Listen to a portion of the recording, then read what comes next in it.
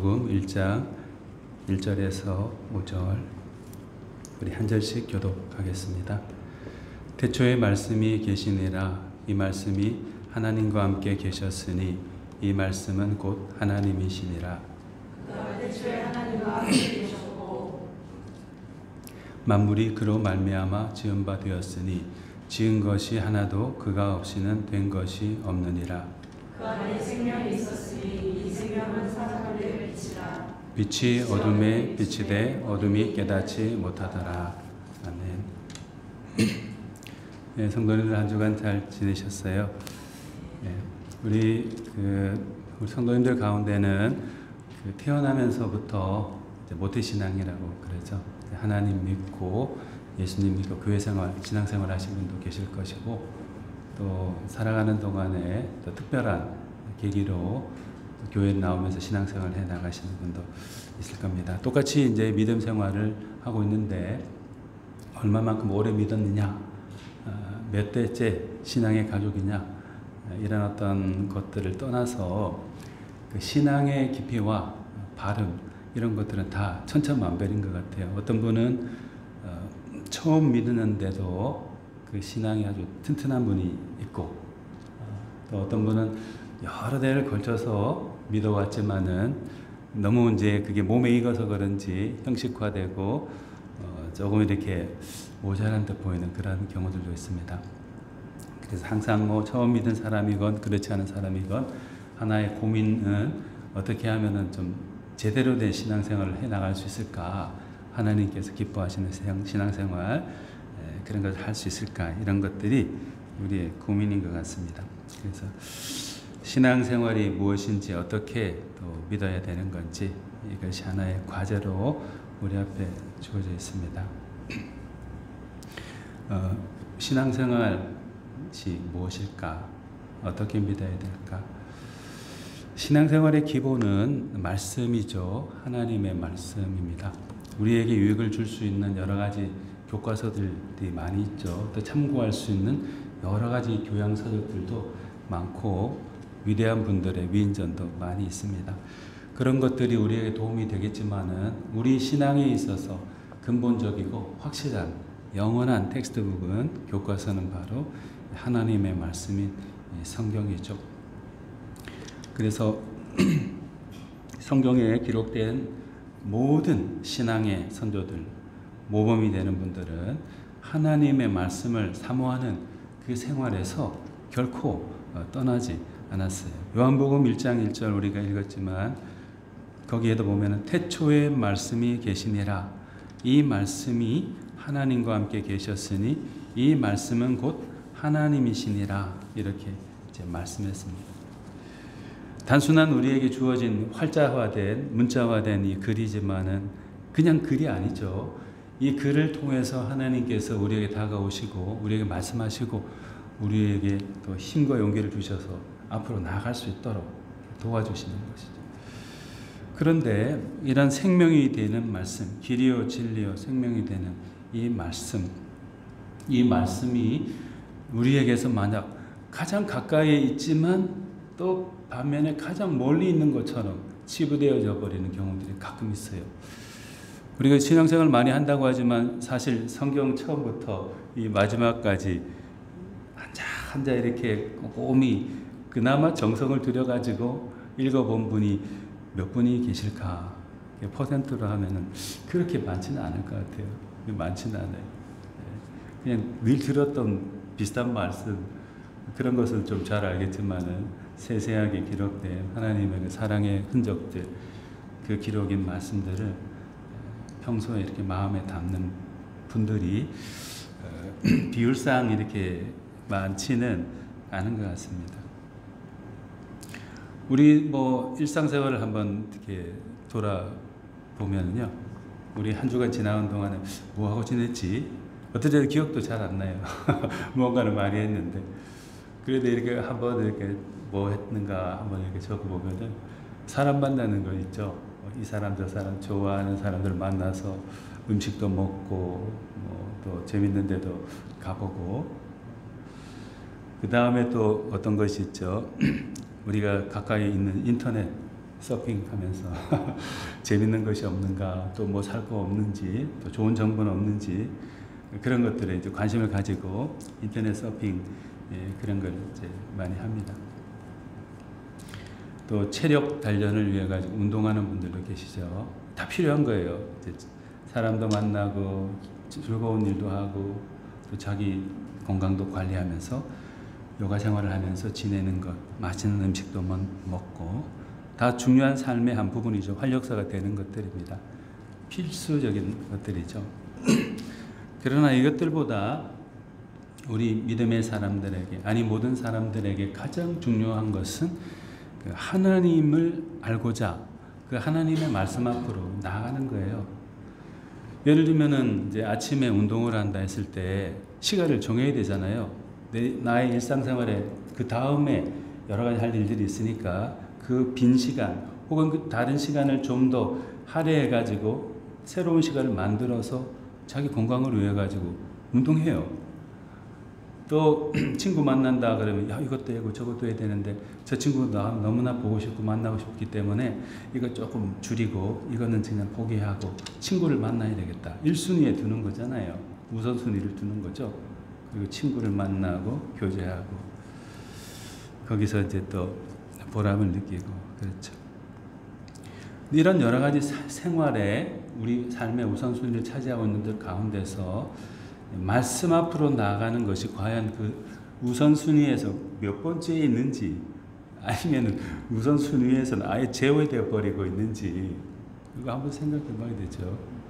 예배당에 오간다는 것도 중요하지만은 모든 생활 가운데서 말씀에 우선순위를 두고 말씀을 사모하는 생활, 그것이 곧 신앙생활이죠.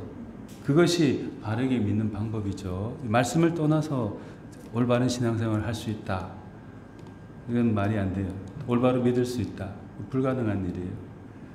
하나님 말씀을 사모해서 그 말씀을 중심으로 해서 살아가고자 노력하는 것, 그것이 중요합니다. 왜냐하면 요한복음 같은 경우는 말씀은 곧 하나님이다 이렇게 말씀하고 있거든요. 다른 데 하나님 계신 게 아니에요. 물론 천지 만물 가운데 다 계시지만 이 말씀 가운데 계시면서 말씀을 통해서 우리에게 하나님께서 다가오시는 것이죠. 시편 기자가 그래서 이렇게 말했어요. 시편 42편 1절 2절에 하나님이여 사슴이 시냇물을 찾기에 갈급한 같이 내 영혼이 주를 찾기에 갈급하니이다. 내 영혼이 하나님 곧 살아계시는 하나님을 갈망하나니 내가 어느 때에 나아가서 하나님의 얼굴을 배울까 이렇게 고백했습니다. 갈급하다는 것이 무슨 뜻일까요? 사전에 보면 이렇게 돼 있어요. 목이 마른 듯이 몹시 조급하다. 목마르면은 목이 탄다. 물 찾아가지고 허둥지둥거리잖아요. 어디 물이 없을까 관심이 거기에 다 쏠리죠. 하나님을 찾고자 하는 것, 또 달리 말하면 하나님의 말씀을 대하고자 하는 것이 이런 갈급함이 있어야 된다는 것이죠. 물 없으면 죽듯이 하나님의 말씀이 없으면 나는 안 돼 하는 마음으로 목마른 심정으로 가까이 하고자 해야 된다는 거죠. 이것도 필요하고 저것도 필요하지만 이것 하나님의 말씀을 가까이 하는 것이 없으면 안 돼 라고 생각하면서 그 말씀 앞에 나가야 된다는 거죠. 갈급하다라는 말이 히브리어는 아라그라고 해요. 아라그. 그런데 이것은 좀 더 능동적이에요. 갈급하다는 것을 뛰어넘어 가지고 이 아라그라는 말씀의 뜻은, 단어의 뜻은 간절하게 부르짖는다. 또 간절하게 원한다. 목말라서 울부짖는다. 이런 뜻이 있어요. 예. 내가 저걸 가져야 되는데, 내가 저걸 가져야 되는데 이렇게 생각하면서 저 속에 내가 속해야 되는데 간절하게 울부짖으면서 목마른 심정으로 부르짖는 것, 간절하게 원하는 것, 그런 심정으로 아라그의 심정으로 하나님의 말씀을 가까이 하도록 해야 된다. 성경은 그렇게 말씀하고 있습니다. 요한복음 기자가 1장 14절에 말씀이 육신이 되어 우리 가운데 거하심에 우리가 그의 영광을 보니 아버지의 독생자의 영광이요 은혜와 진리가 충만하더라 이렇게 말씀했습니다. 말씀이 육신이 되어 우리 가운데 오신 예수 그리스도, 또 그분의 우리를 위한 사랑의 말씀, 생명의 말씀이 기록된 것이 바로 오늘 우리가 가지고 있는 이 성경입니다. 이것을 갈급한 마음으로, 아라그의 심정으로, 목말라 간절하게 울부짖으며 찾는 그런 자세로 나아가는 그런 우리가 되어야 되겠습니다. 그래야만 바른 신앙생활을 하고 있다, 바람직한 자세로 믿고 있다, 이렇게 말할 수 있을 것입니다. 그런 우리 하나님의 말씀을 사모하는 삶을 살아가는 우리 다 되었으면 좋겠습니다. 그리고 신앙생활은 또 다르게 어떻게 한번 표현해 볼 수 있을까요? 어떻게 믿는 것이 잘 믿는 거라고 또 할 수 있을까요?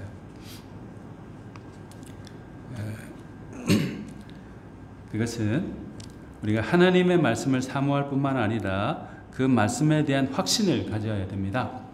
하나님의 말씀은 우리에게 생명을 더해 주시고 또 창조력을 더해 주시고 우리로 하여금 치유되고 회복해 하는 능력이 있다 하는 것을 확신해야 되는 것이죠.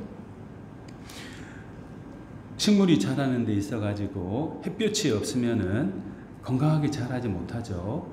또 심할 정도로 햇볕을 보지 못하면은 결국은 죽게 돼요. 반드시 필요한 요소가 식물에게 있어서는 햇볕이죠.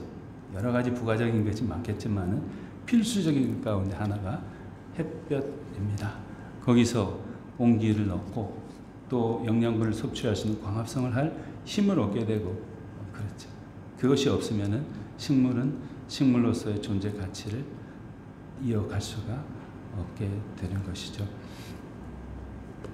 1절에서 5절, 창세기 1장 1절에서 5절 말씀 보면은 태초에 하나님이 천지를 창조하시니라. 땅이 혼돈하고 공허하며 흑암이 깊음 위에 있고 하나님의 영은 수면 위에 운행하시니라. 하나님이 이르시되 빛이 있으라 하시니 빛이 있었고 빛이 하나님 보시기에 좋았더라. 하나님이 빛과 어둠을 나누사 하나님이 빛을 낮이라 부르시고 어둠을 밤이라 부르시니라. 저녁이 되고 아침이 되니 이는 첫째 날이니라 했습니다. 처음 온 세상은 혼돈하고 공허하고 어둠이 가득한 곳이었어요. 생명력이 없고 희망이 없는 상태, 그야말로 죽음의 공간, 의미 없는, 의미 부재 상태였을 뿐입니다. 그런데 그곳에 하나님이 빛을 창조하셨죠. 빛이 있으라 말씀하시고 그 말씀대로 빛이 생기게 되어서 낮과 밤이 생기고 모든 생명체들이 그 이후에 그 햇볕을 통해서 빛을 통해서 에너지를 얻고 생명을 더해갈 수 있도록 그렇게 해준 것이죠. 뭐 하나님의 계획은 어떠신지는 모르지만 어떠셨는지는 모르겠지만은 그래도 여러 가지가 있는데 빛이 어떻게 보면은 가장 중요한 거가 아닐까 해서 빛을 먼저 만드실 수도 있죠. 그렇지 않을 수도 있긴 하지만 빛, 하나님의 빛, 그것이 모든 생명체에게는 필요하다. 그것이 없으면은 가까이 하지 않으면은 곧 시들어서 죽게 되고 생명을 잃어버리게 되는 것이죠. 신앙생활이 바로 이와 같습니다. 여러 가지 중요하게 보이는 것들이 많이 있어요. 여러 가지 많아요. 그런데 하나님의 말씀, 예수 그리스도의 말씀, 그것이 나에게 생명을 더해주고 나에게 삶의 온기를 더해주고 나를 성장하고 성숙해 만드는 것이다. 확신하고 많은 것들 가운데 가장 먼저 찾아야 될 1순위에 두면서 그것을 사랑하고 사모하는 것, 그것이 곧 신앙생활이고 올바르게 믿음을 이어가는 거라고 할 수 있겠죠. 다른 것에 우선순위를 두면 안 되죠. 하나님의 말씀이 우리 신앙의 텍스트북이고 우리 인생의 교과서요. 길, 진리, 생명이 되기 때문에 그렇습니다. 보통 이제 예수님을 일컬어 가지고 여러 가지를 빗대어서 이제 은유적으로 말하는데 로고스, 말씀이라고 말하기도 하거든요. Jesus the Logos, 말씀이신 예수 그리스도, 그렇게 이제 보통 말합니다. 예수님께서 사람들을 만나셨을 때 사람들을 고민을 들어주시고 그 고민을 해결해 주셨죠. 또 여러 가지 몸과 마음의 그 아픔을 가지고 있는 사람들에게 치유해 주셨어요. 회복시켜 주셨어요. 생명을 더해 주셨죠. 그때 무엇을 가지고 예수님께서 그들에게 치유와 회복, 창조력을 다시 얻게 해주셨죠? 그 말씀으로 그랬잖아요. 말씀으로 귀신을 쫓아내기도 하고 그 사람이 고통당하고 있는 그 질병을 물리칠 수 있도록 또 해주셨죠. 말씀을 믿는 사람, 그 말씀을 의지하는 사람은 다 고침받고 회복되고 온전한 삶, 행복한 삶을 살아가도록 하셨어요. 태초의 말씀으로 천지를 창조하시고 우주 만물을 통치해 가시는 하나님, 말씀으로 인생의 어려움과 고통, 여러 가지 문제와 아픔들을 치유해 가시는 우리 예수님, 그것이 성경에 가득가득 기록되어 있습니다. 사복음서에 보면은 정상지대를 벗어나 고통당했던 많은 사람들이 이제 이야기들이 기록이 되어 있어요. 제가 한번 좀 찾아봤는데 좀 제법 많아요. 그 중에 이런 사람들이 있습니다. 가버나움 회당에 있었는데, 회당이라는 건 하나님 말씀 들으러 온 사람들이 모이는 곳이죠. 그 가버나움 회당에 더러운 귀신 들린 사람이 있었어요. 근데 이 사람이 예수 그리스도를 만나가지고 그분의 말씀을 통해서 나음받았어요. 귀신으로부터 고통받고 있었는데 말씀을 통해 가지고 해방되는 역사를 맞았어요. 마가복음 1장 29절에도 보면은 열병으로 고생하는 시몬의 장모가 있었는데 그분이 예수님을 만나고 그분의 말씀을 듣고 고침받았어요. 병자들, 귀신 들린 자들, 각종 병든 많은 사람들, 마가복음 1장에 있어요. 마가복음 이런 사람들이 엄청 많아요. 그런데 예수님의 말씀을 통해서 고침받았어요. 그리고 나병 환자, 중풍병자, 많은 세리와 죄인들, 한쪽 손이 말라버린 사람, 귀신 들린 사람, 거라사 군대 귀신 들렸던 사람, 회당장 야이로, 심지어 죽은 딸, 12해를 혈루증으로 알아오던 고통받던 여인, 또 수로보니게 여인의 귀신 들렸던 딸, 또 귀먹고 더듬는 사람, 굶주린 4,000명의 사람들, 벳세다의 맹인, 귀신 들린 아이, 또 맹인 바디메오, 모든 사람들이 예수님을 통해서 고침받고 자신을 억누르고 있던 모든 무거운 짐들로부터 해방되었어요. 예수님은 예수님인데 예수님의 말씀을 통해서 그렇게 되었거든요. 예수님의 그 창조력, 생명 주심, 치유와 회복케 하시는 그 말씀, 그것을 통해서 이 모든 사람들이 회복되고 온전한 삶을 살아가게 되었습니다. 신앙생활이 뭐죠? 예수님을 믿는다는 것이 뭐죠? 어떻게 믿어야 바르게 믿는 거죠? 말씀을 붙잡는 거죠. 말씀. 한 주간, 한 달, 1년, 수십 년 가도 이 성경 가까이 하지 않는 교회 다니는 사람들 엄청나게 많아요. 엄청나게 많아요. 처음 들어보는 성경 이름 같아. 이런 사람도 있을 수 있을 겁니다. 말씀을 가까이 해야지만이 바른 신앙생활, 바른 믿음 생활을 하고 있다고 할 수 있을 것입니다. 특별히 말씀을 통해서 하나님이 나를, 예수님께서 나를 고쳐주시고 치유해 주시고 사람 되게 하시고 하나님의 자녀로 더욱 성장하도록 해주시기 때문에 내가 신앙생활 하는 동안 이 말씀을 붙잡고 살아야 되겠다.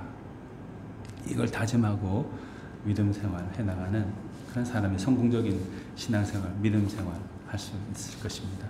우리 모두 그런 사람, 하나님의 말씀을, 예수 그리스도의 말씀을 가까이 하고 붙들고 살아가는 그런 사람들 다 되도록 해야 되겠습니다. 그리고 마지막으로 신앙생활, 무엇일지, 어떻게 믿어야 잘 믿는다고 할 수 있을지 본문 5절 말씀을 통해서 한번 생각해 볼 수 있겠는데요. 신앙생활을 잘 해 나가기 위해서는, 잘 믿기 위해서는 결국 우리의 신앙의 여정의 끝은, 시간 차이는 있을 수 있지만 그 신앙 여정의 끝은 승리다, 믿음의 승리이다 하는 것을 확신하면서 살아가는 사람이 온전한 신앙생활, 바르게 믿는 삶을 살아갈 수 있습니다. 손자병병 모공편이라는 것이 있어요. 그런데 거기 보면 전쟁에 나가서 승리할 수 있는 5가지 조건이 있대요. 먼저 어떤 것이 있냐면 싸워야 할지 말아야 할지를 아는 사람이 이긴다. 즉 내가 저 사람하고 어떤 저 군대하고 싸워서 이길 수 있을까? 승산이 있을까를 계산해보지 않고 무작정 나가버리면 이길 수도 있지만 패배할 수도 있다는 거죠. 상대가 되지 않는 저거한테 괜히 나갔다가 전멸해버릴 수도 있기 때문에 전쟁 승리를 위해서 첫 번째 중요한 것은 내가 저들과 싸워야 할지 말지 리더가 정확하게 판단하고 결심하는 거라 하는 것이죠. 만약에 절대 승리할 수 없다라고 하면 뭐 화친한다든지 여러 가지 방법들이 있겠죠. 두 번째는 뭐냐면 군사의 많고 적음을 적절히 쓸 줄 아는 자가 이긴다. 군사가 우리가 더 많다면은 공격해서 침투해서 승리를 얻을 수 있고, 만약에 적다면은 여러 가지 또 작전들 뭐 그런 것들을 짜서 기획해서 쓸 줄 아는 사람이 전승을 할 수 있다. 이렇게 말했어요. 세 번째가 상하가 일치 단결되는 쪽이 이긴다. 이렇게 말했습니다. 그러니까 예를 들면은 임금이 있고 지휘관이 있다면은, 장수가 있다면은, 장수는 전장의 상황을 봤을 때, 경험으로 봤을 때 A라는 방법을 택해서 가야만 승리할 수 있는 가능성이 더 많다라고 생각하는데, 왕이라는 사람은 전쟁에 직접 참여해 본 적이 많지 않기 때문에 자기 생각대로만 고집하면 안 되는 거죠. 왕이 하라는데 안 할 수도 없고 하자니 죽겠고 이러면 의견이 불일치되니까 전쟁에서 승리할 가능성이 줄어든다. 또 더 중요한 것은 싸울 준비를 끝내고 적을 이기는 자가 전승할 수 있다. 만반의 준비를 하고 있으니까 언제 적이 쳐들어와도 대적해서 이길 수 있다는 거죠. 그리고 장수는 유능하고 임금은 개입하지 않는 쪽이 이긴다. 이렇게 말했습니다. 이게 무슨 말이냐면은 사사건건 임금이 간섭해가지고 장수가 유능한데 잘하고 있는데 이렇게 저렇게 하지 마라 하면은 진짜 안 되겠죠. 이렇게 할 수도 없고 저렇게 할 수도 없고 그러면 이제 패배하게 되니까 장수를 신뢰하고 그들의 유능함을 인정하고 임금은 개입하지 않는 것이, 그러는 쪽이 이긴다. 이렇게 5가지 전승의 요건에 대해서 말씀했습니다. 그런데 여기에는 뭐 손자병법에는 없지만은, 그러나 이런 것과 아울러 가지고 더 중요한 게 뭘까요? 더 중요한 게 뭘까요? 우리 뭐 복음성도 있죠. 할 수 있다 하시니는 나의 능력 주 하나님. 할 수 있다는 자신감이죠. 믿음의 승리를 확신하면서 전장에 나아가는 사람이 그렇지 않은 사람보다 이길 가능성이 많아요. 우리 한국에, 미국에도 그런 제도가 있고 다른 나라에도 그런 제도가 많지만은 우리 한국에 이제 군종 제도가 생긴 게 어떤 이유 때문이냐면 정신전력 강화 이거예요. 정신전력 강화. 믿음의 힘으로 싸워서 이길 수 있는 군대를 만들어야 되겠다 해가지고 신앙의 힘으로 사람들을 정신적으로 강하게 만들어줘야 되겠다. 그런데 신앙적인 입장 말고 그 군인의 입장에서 그런 의미에서 이제 군종제도가 생기기도 했다라고 하는데요. 믿음의 승리를 확신하며 살아가는 것이 바른 신앙생활을 할 수 있는 길이고 잘 믿는 길입니다. 만약에 내가 이거 믿어봐야 뭐 하겠냐 이렇게 생각하고 있다면은 조금만 어려움이 있어도 주변의 사람으로부터 또는 일로부터 또는 어떤 영적인 상황들 속에서 고통당할 때 그러면 그렇지 잘 될 리가 있을까? 여기서 이제 끝인가 봐. 이렇게 하면 이제 진짜 끝나는 거예요. 그런데 그렇지 않고 승리할 수 있다, 극복할 수 있다, 다시 일어설 수 있다, 최후의 승리는 우리의 것이다, 이렇게 확신하면서 나가면은 전승에 가까워진다라는 것이죠. 본문 5절에 개역 개정에서 우리가 보통 읽고 있는 개역 개정에서는 빛이 어둠에 빛이 돼 어둠이 깨닫지 못하더라 이렇게 말씀되어 있어요. 근데 다른 번역본들에 보면 약간 조금 다르게 있습니다. 공동번역 개역 개정판에 보면은 그 빛이 어둠 속에서 비치고 있다. 그러나 어둠이 빛을 이겨본 적이 없다. 표준 세번역에 보면은 그 빛이 어둠 속에서 비치니 어둠이 그 빛을 이기지 못하였다. 조금 더 직설적으로 이야기하죠. 세번역에는 그 빛이 어둠 속에 비치니 어둠이 그 빛을 이기지 못하였다. 또 현대어 영어 성경 가운데 하나에는 CV라는 게 있는데 거기는 이제 이렇게 돼 있어요. 빛이 어둠 속에서 계속 비치우고 있다. 그렇기 때문에 어둠은 결코 다시 타오르지 못할 것이다. 이렇게 이제 말씀하고 있어요. 당장은 캄캄해요. 지금은 어둠에 꽉 찬 상태예요. 이겨낼 수 있는 힘도 없는 것 같이 느끼는 사람도 있어요. 그러나 여기 말씀, 어둠이 빛을 이기지 못한다. 이런 확신, 빛이 계속 비추이고 있기 때문에 keep shining in the dark, 어둠 속에서 빛이 계속 비추이고 있기 때문에, 그렇기 때문에 어둠은 결코 다시 타오르지 못할 거다. 이렇게 괴롭히지 못할 거다. 이렇게 여기서는 말씀하고 있는 거죠. 신앙의 선조들이 믿음의 싸움을 아주 많이 싸워왔습니다. 그런데 그 사람들이 왜 승리할 수 있었을까요? 그 사람들이 힘이 있어가지고 로마 군대를 대항합니까? 또 유대교 지도자들을 대항할 수 있습니까? 안 돼요. 물리적으로 보면, 인간적으로 보면 질 수밖에 없는 상황이에요. 이제 다 털어내야 돼요, 그냥. 그러나 그 사람들에게는 확신이 있었던 거죠. 어둠은 빛을 이기지 못한다. 아무리 어둠이 짙을지라도 계속 비추이는 그 빛으로 말미암아 어둠은 다시 타오르지 못할 거다. 이렇게 확신하고 있었기 때문에, 믿음의 승리를 굳건하게 믿고 있었기 때문에 그분들은 무너지지 않았던 것이죠. 요한복음 8장 22절에서 예수님께서 사람들에게 이렇게 말씀하셨어요. 예수께서도 말씀하여 이르시되 나는 세상의 빛이니 나를 따르는 자는 어둠에 다니지 아니하고 생명의 빛을 얻으리라. 이렇게 말했어요. 나는 세상의 빛이니 나를 따르는 사람 어둠에 다니지 아니하고 생명의 빛을 얻으리라. 이렇게 말했어요. 우리 찬송가에는 아마 이 찬송이 저는 어제 그걸 알게 되었는데, 옛날 392장 통일 찬송가 392장 제목이 예수의 이름 힘입어서, 지금은 빠졌죠. 없더라고요. 어제 가사를 다시 생각이 나가지고 찾아봤더니 빠져버렸어요. 이유가 있겠지만 근데 그 가사에 보면 이런 게 있습니다. 예수의 이름 힘입어서 4절인데, 예수의 이름 힘입어서 주의 권세 이기네. 싸움이 크게 벌어질 때 주 은혜로 이기네. 늘 깨어 기도하고 늘 힘써 싸우세. 주 은혜로 거듭나니 최후의 승리 얻겠네. 믿음의 선한 싸움 싸워 죄악 세상 이기네. 극심한 시험 닥쳐와도 쉽게 물리치네. 늘 깨어 기도하고 늘 힘써 싸우세.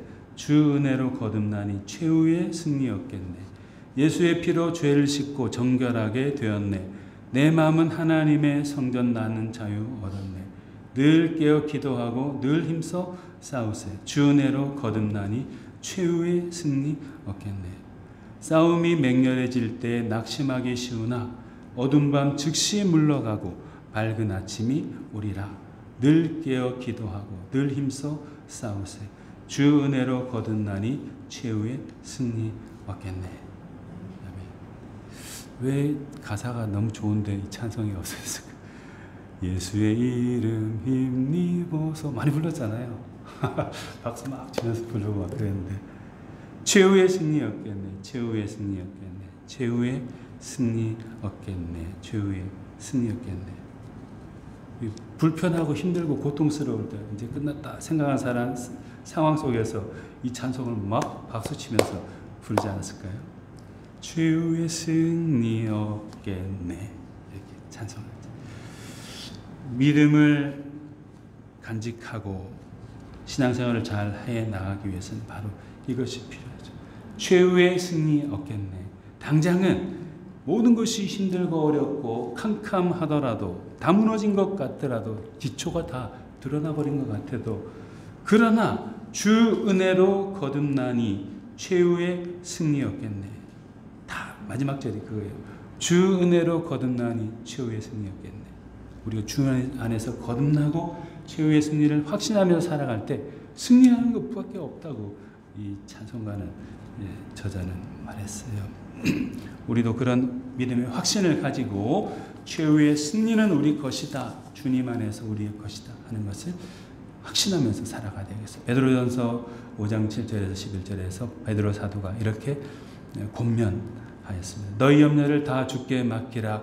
이는 그가 너희를 돌보심이라. 근신하라 깨어라. 너희 대적 마귀가 우는 사자같이 두루다니며 삼킬 자를 찾나니 너희는 믿음을 굳건하게 하여 그를 대적하라. 이는 세상에 있는 너희 형제들도 동일한 고난을 당하는 줄을 알미라. 모든 은혜의 하나님 곧 그리스도 안에서 너희를 부르사 자기의 영원한 영광에 들어가게 하시니가 잠깐 고난을 당한 너희를 친히 온전하게 하시며 굳건하게 하시며 강하게 하시며 털을 견고하게 하시리라. 권능이 세세히 무궁하도록 그의 있을지어다. 아멘. 우리의 모든 안팎의 염려를 주님께 다 맡기고 우리를 돌보시는 그 주님을 온전히 의지하면서 최후의 승리를 믿으면서 한 발자국 한 발자국 같이 전진해 나가는 우리 penang연동교회 그리고 모든 성도님들 다 되시면 좋겠습니다. 우리 같이 기도하시겠습니다. 사랑이 많으신 하나님 아버지, 주님 앞에서 또 세상 가운데서 온전한 신앙, 믿음의 생활을 하고 싶습니다. 우리로 하여금 주님의 말씀을 그 어떤 것보다도 사모하는 삶을 살아갈 수 있도록 하여 주시어 주님이 인정하시는 믿음의 삶, 신앙생활을 해나갈 수 있도록 하여 주시옵소서. 또한 다른 그 어떤 것에서도 얻을 수 없는 참 생명과 참 회복과 치유, 구원을 하나님, 우리 주 예수 그리스도께서 주신다 하는 것을 굳게 믿으면서 열심히 주님 섬기며 신앙생활 해나갈 수 있도록 하여 주시옵소서. 주님으로 말미암아 우리가 성장하고 번성하며 열매를 맺게 됨을 확신하게 하시고 끝내는 믿음의 승리를 거둘 수 있음을 주님으로 인해서 그 승리를 쟁취할 수 있음을 믿으면서 모든 시련과 어려움들을 능히 이겨내는 우리 모두가 다 될 수 있도록 하여 주시옵소서. 감사드리고 우리 주 예수님 이름으로 기도드립니다. 아멘.